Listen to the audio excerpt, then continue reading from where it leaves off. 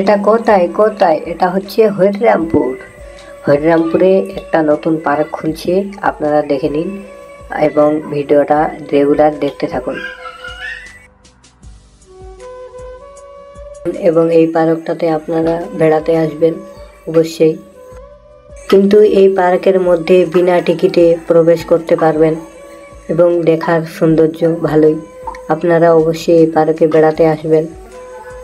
কোথা থেকে ভিডিওটা দেখছো আপনারা কমেন্ট করুন।